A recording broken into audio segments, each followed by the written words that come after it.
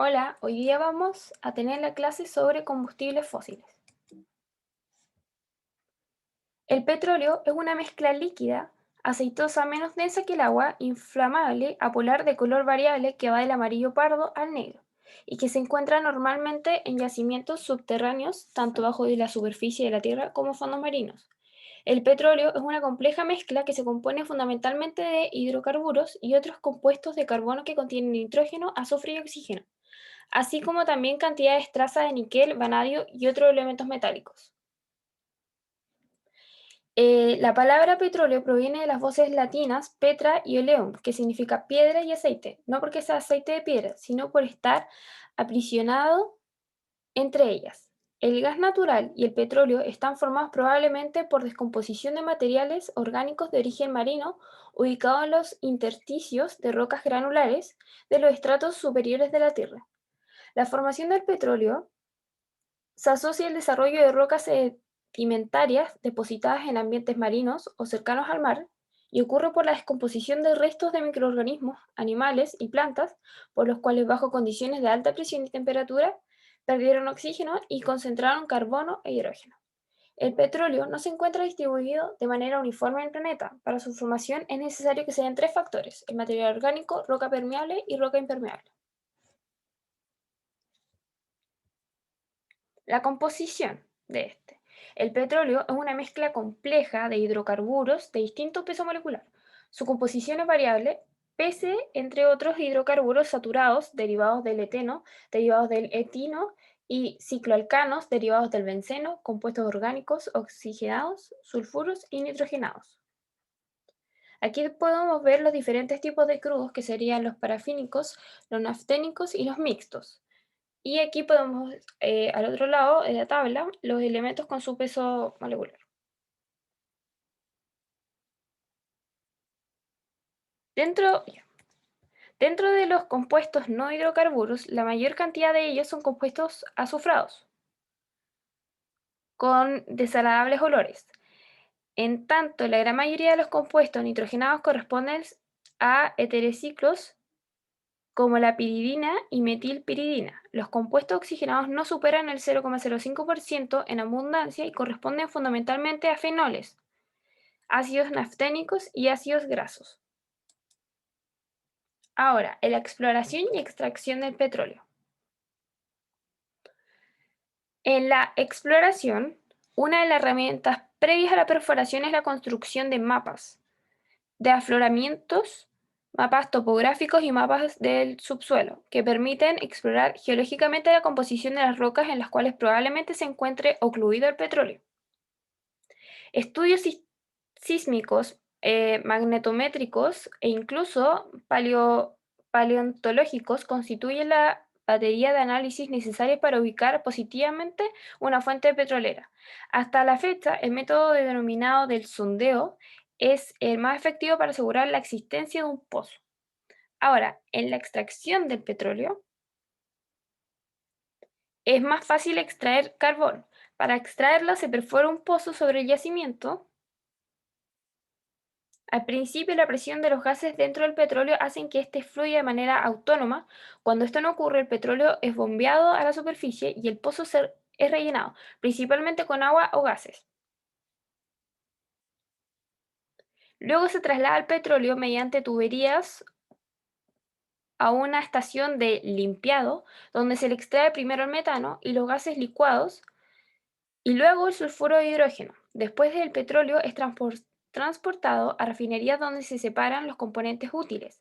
Antes de la refinación, el petróleo es llamado crudo y se mide en barriles que contienen 160 litros aproximadamente. Ahora, el crudo, que sería el petróleo líquido, em, de los más de 1.500 campos petrolíferos conocidos, no se han encontrado aún dos crudos exactamente iguales. Los estándares de calidad permiten clasificar los crudos de acuerdo a diversos parámetros, como por ejemplo la gravedad. Así, la gradación API agrupa los crudos en ligeros, medios, pesados y extrapesados. El grado API se relaciona de manera inversa con la densidad del crudo. Los refinados lo clasifican también como dulces, aquellos con poco azufre, y ácidos, gran cantidad de azufre. Bueno, aquí podemos ver los valores de los crudos livianos, medianos, pesados y extra pesados. Ahora, la refinación del petróleo. Cuando se ha extraído y transportado, ya sea vía marítima o por oleoductos, a tierra firme, el petróleo se traslada hasta las refinerías para su procesamiento. Aquí prácticamente lo que se hace es cocinarlo. Por tal razón es que el petróleo también se le denomina crudo. El crudo entra en estado de vapor a la torre de fraccionamiento, que es la torre de destilación, como pueden ver acá, y asciende enfriándose y condensándose. De ese modo, los vapores sobrecalentados son recogidos en el primer tercio de la torre, por aquí. Bueno, y aquí en esta tabla podemos las fracciones ligeras, las fracciones medianas y las fracciones pesadas, el tipo de producto, sus aplicaciones, etcétera. Ahora, en el aumento de la eficiencia, tenemos el proceso de cracking en el petróleo, que consiste en transformar moléculas más pesadas del petróleo en otras más ligeras con puntos de ebullición más baja, comprendidas dentro de los límites de la gasolina.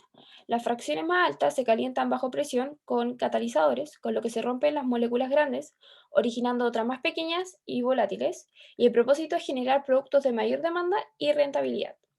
La isomerización es reorganización de las cadenas de carbono lineales en otras ramificadas.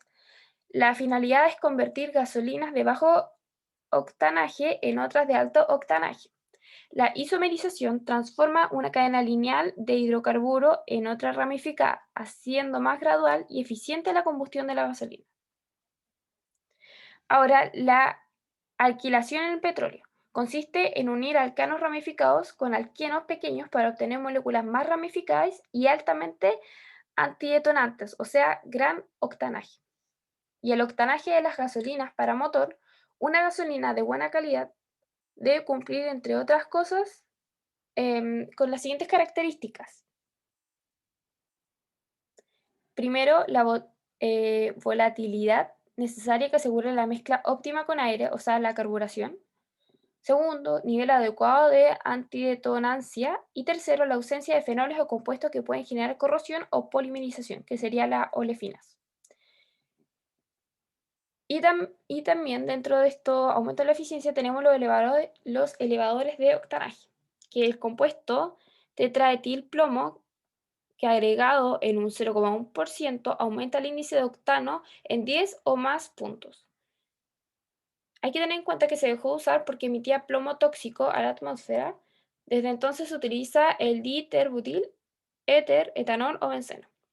Y por último, el índice de cetano, que los motores diésel comprimen solo aire, elevando la temperatura de este hasta valores entre 480 a 540 Celsius. Casi al final de la compresión se inyecta el combustible que se inflama espontáneamente. El combustible para motor diésel no necesita ser volátil. Debido a la diferencia en el funcionamiento del motor, los carburantes de índice de octano elevado son aquí peores que los índices de bajo. De modo que la calidad de carburante para diésel se expresa como una medida del índice de cetano o cateo, poder carburante del diésel. Esta es una mezcla de cetano de valor 100 y metilnaftaleno de valor 0. Ahora, por otro lado, el gas natural es uno de los combustibles fósiles más respetuosos con el medio ambiente, ya que la emisión del dióxido de azufre con ínfimas y los niveles de óxido nitroso y de dióxido de carbono son bajos.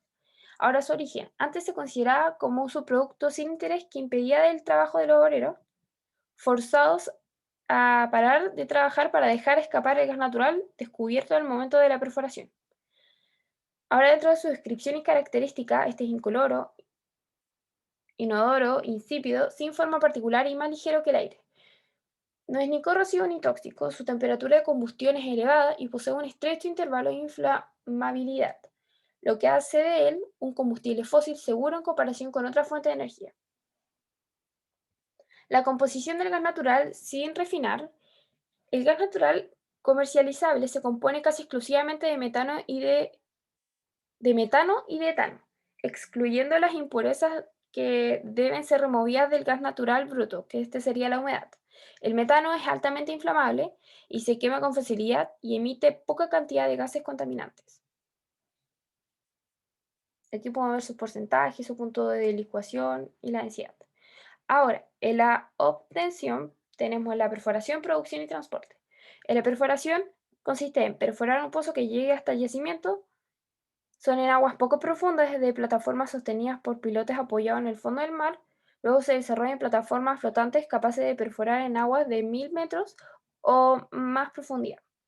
En la producción, cuando se extrae gas de un yacimiento, la presión existente en el depósito, o sea, que impulsa el material a la superficie, va disminuyendo gradualmente. Cuando la presión se hace más baja, el gas que queda no avanza por la roca porosa hasta el pozo. Entonces, cuando llega a ese punto, ya se ha extraído casi todo el gas de un yacimiento. Y por último, el transporte a través de gasoductos hasta los consumidores que lo utilizan como combustible o en ocasiones para fabricar productos petroquímicos, puede licuarse a temperaturas muy bajas y transportarse en buques especiales. Ahora también tenemos otros combustibles, que por ejemplo tenemos el carbón mineral, que tenemos la turba, lignito, hulla y antracita. Es un tipo de roca formada por el elemento químico carbono mezclado con otras sustancias. Se diferencian entre ellas por la cantidad de carbono que contienen y su poder energético. Ahora las biogás es un recurso energético orgánico alternativo al petróleo que se obtiene a partir de la descomposición bacteriana de desechos orgánicos como estiércol o desechos agrícolas. El etanol es un compuesto orgánico de dos carbonos del grupo de los alcoholes usados ampliamente como solvente en reacciones químicas, así como en intermediario en síntesis de compuestos más complejos. Últimamente ha comenzado a utilizarse como combustible solo o bien mezclado en cantidades variadas con gasolina. Y el biodiesel es un biocombustible líquido que se obtiene a partir de líquidos naturales como aceites vegetales o grasas animales, que serían los triglicéridos, con o sin uso previo, mediante procesos industriales denominados esterificaciones y transesterificaciones, que sería esterificación cruzada, y que se aplica en la preparación de sustitutos totales o parciales del petróleo diésel. Y por último, el impacto ambiental de la combustión de hidrocarburos. El impacto ambiental de la combustión de estos hidrocarburos es el más relevante y el que mayor consecuencia tiene en el deterioro de la vida del planeta. La combustión completa de un hidrocarburo solo genera dióxido de carbono y vapor de agua. Si su combustión es incompleta, se genera toda una gama de productos de hidrocarburos con estados de oxidación intermediarios. Y eso sería la clase de hoy.